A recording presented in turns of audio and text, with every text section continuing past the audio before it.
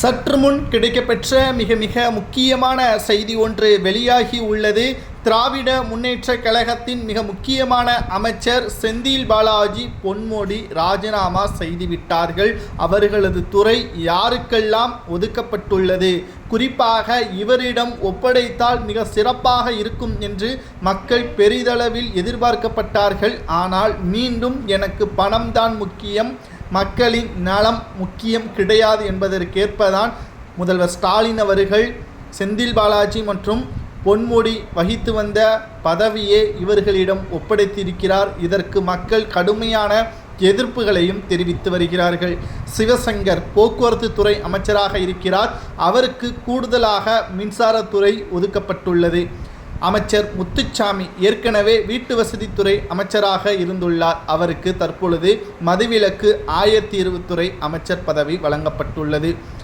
அமைச்சர் ராஜகண்ணப்பன் இவர் ஏற்கனவே பால்வளத்துறை அமைச்சராக இருந்துள்ளார். இவருக்கு பொன்முடி வகித்து வந்த வனம், அதாவது வனத்துறை அமைச்சர் பதவி வழங்கப்பட்டுள்ளது. ஆனால் அமைச்சர் பொன்முடி அவர்களுக்கும் அமைச்சர் செந்தில் பாலாஜி அவர்கள் பதவியேற்ற பொழுது அந்த பதவிக்கு உரிய அனைத்து அதிகாரங்களும் பிடி பழனிவேல் தியாகராஜன் அவர்களிடம் இருந்திருந்தால் நிச்சயமாக அந்த துறையை சிறப்பாக செயல்படுத்தியிருப்பார்.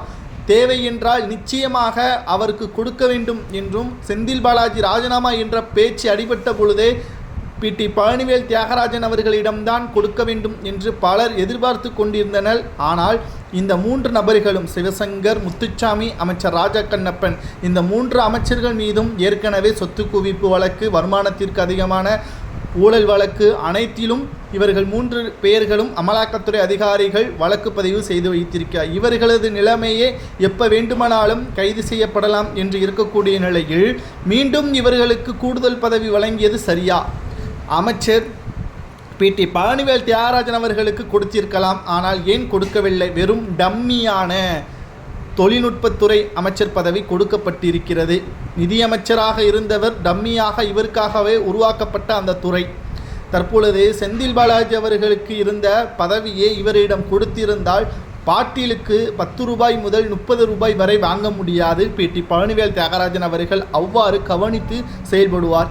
எப்படி திமுகவில் இருக்கக்கூடியவர்கள் யாருமே யோக்கியர்கள் கிடையாது என்று கூறினீர்கள், தற்பொழுது பிடி பழனிவேல் தியாகராஜனுக்கு மட்டும் அதிக அளவு ஆதரவுகள் கொடுக்கிறீர்கள் என்று நீங்கள் கேட்கலாம். பிடி பழனிவேல் தியாகராஜன் அவர்கள் ஏற்கனவே பரம்பரை பணக்காரர். அது மட்டுமல்ல, உண்மைக்கு உறுதுணையாக இருக்கக்கூடியவர் ஸ்டாலின் அவர்களது பற்றியும் அவரது மகன் பற்றியும் ஆங்கிலத்தில் ஒரு ஆடியோ ஒன்றையும் வெளியிட்டார்.